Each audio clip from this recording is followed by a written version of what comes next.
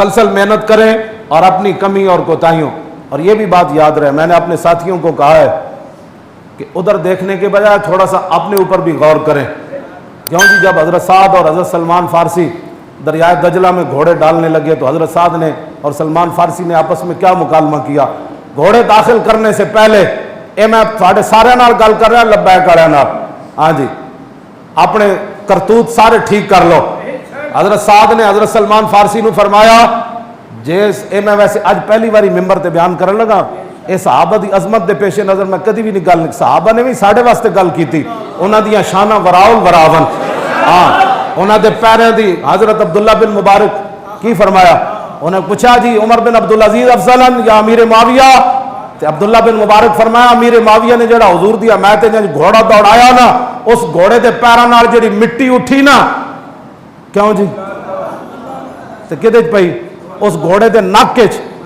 عمر بن عبدالعزیز تو اس کا مقابلہ بھی نہیں کر سکتا۔ صحابہ کے گھوڑوں کے پاؤں کی مٹی کی یہ شان ہے، یہ صحابہ نے ہمارے لیے بات کی تھی۔ ویسے میں مجمع میں بیان بھی نہیں کرتا کیونکہ ہماری قوم کا ذہن جو ہے وہ بڑا عجیب و غریب ہے۔ میں نے یہ بات ممبر پر پہلی بار بیان کر رہا ہوں۔ حضرت سعد اور حضرت سلمان فارسی جدو دریائے دجلہ کے کنارے تے آئے نا، روکے نہیں گھوڑے، ہاں گھوڑے چلتے ہی پیسن، تے حضرت سعد نے فرمایا سلمان فارسی نو، انہاں کہا جناب جے ساڑی غلطیاں نیکیاں نالوں زیادہ ہوئیاں نا تو پھر ساڑے گھوڑیاں ڈوب جانے، جے ساڑیاں نیکیاں غلطیاں نالوں زیادہ ہوئیاں تو پھر ساڑے گھوڑیاں پار لگ جانا۔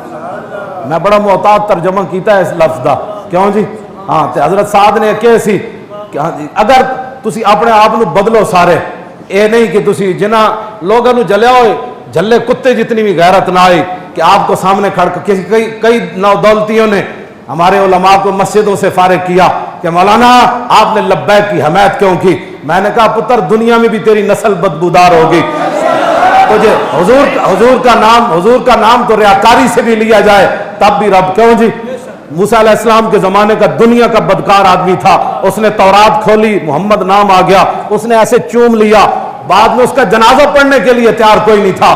اللہ نے جناب موسیٰ علیہ السلام کی طرف وحی کی، فرمایا آپ اس کو غسل دے کر اس کا جنازہ پڑھائیں۔ جناب موسیٰ علیہ السلام نے عرض کی یا اللہ میری پوری قوم میں ایک بندہ بھی اس کے لیے اچھے الفاظ نہیں رکھتا، پوری قوم اس بندے کے خلاف ہے، زندگی بھر اس نے ایک نیکی نہیں کی، ہم اس کا کیسے غسل دیں، اس کے جنازہ پڑھائیں؟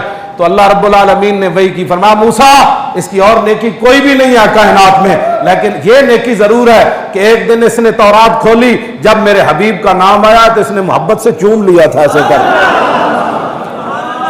ظالم تجھے یہ نہیں دیکھنا چاہیے تھا نعرہ کون لگا رہا ہے، کیسے لگ رہا ہے، کم از کم کلمہ پڑھنے کے بعد تم اتنی بھی حیا نہ رہی کہ مولانا لبیک کا نعرہ لگایا لہذا تم مسجد سے نکل جاؤ، مسجد تمہارے باپ کی ہے، ہاں تم نے اپنے چندے سے بنائی ہے، ہاں مسجد تو 3 دن کے بعد ویسے ہی وقف ہو جاتی ہے، وہ کسی کی باپ کی ملکیت رہتی بھی نہیں ہے، ہاں جی وہ تو بالکل وقف ہو جاتی ہے، وہ کسی کی ذاتی ملک کوئی کہے بھی تو نہیں رہتی، کیوں جی 3 دن کے بعد تو مسجد ویسے ہی مسجد بن جاتی ہے۔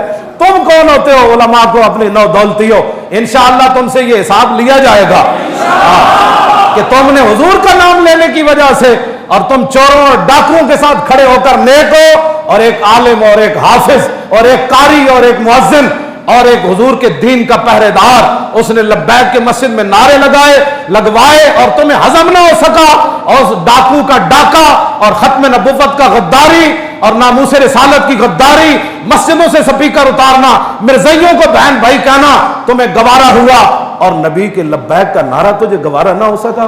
ہمیں کہنے کی ضرورت نہیں، اپنے دل کے اندر جھانک، تم الحمدللہ مسلمان ہے، دل کے اندر جھانک، تو الحمدللہ عشق رسول ہے۔ میں نے تو ایسا عشق رسول نہیں دیکھا۔ عشق رسول تو یہ ہے کہ جب حضرت ام المومنین کے پاس باقی صحابہ آتے رہے، جب حضرت حسان آئے تو ام المومنین حضرت عائشہ صدیقہ نے ان کے لیے وہ گدا بچھایا اور چادر بچھائی، فرمایا حسان یہاں بیٹھیں۔ عبد الرحمن بن ابی بکر آ گئے، حضرت ام المومنین کے بڑے بھائی آ گئے، صدیق اکبر کے بیٹے آ گئے، ام المومنین کو فرمانے لگے، بڑے بڑے صحابہ زمین پر بیٹھے، تو حسان کو آپ نے کیوں اتنی اعزاز دیا اور یہ چادر کے اوپر گدے کے اوپر بیٹھے ہوئے ہیں؟ تو ام المومنین نے جواب کیا دیا؟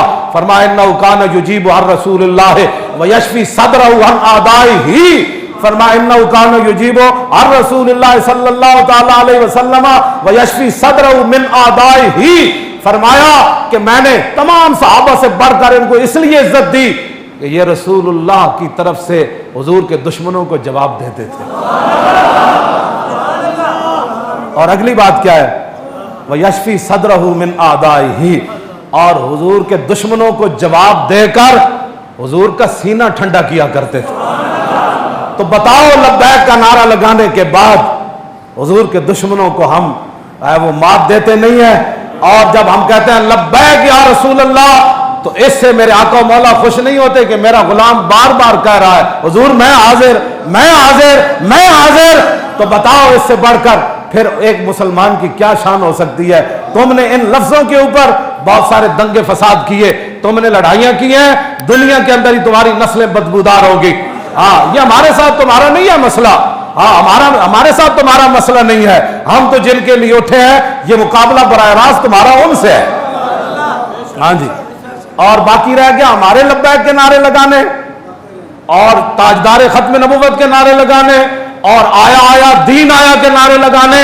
जब हजरत हसन हुजूर की नात पढ़ते थे ना, और जब वो बैठ जाते थे नात पढ़ के, तो मेरे आका क्या फरमाते, शफैता वस्तशफैता या हसन, फरमा हसन तूने मेरे दुश्मनों का मुंह तोड़कर मेरी शाने बयान करके अपने सीने को भी ठंडा किया और मेरे गुलामों के सीने को भी ठंडा किया। लब्बैक के नारों से हमारे सीने भी ठंडे हुए, हुजूर के गुलामों के सीने भी ठंडे हुए। तो बताओ, तुम्हारे सीने के अंदर तपश क्यों पैदा हुई? हुजूर का नाम आने से तो सीने ठंडे होते हैं, तुम्हारा सीना क्यों तपश के अंदर शिकार हुआ?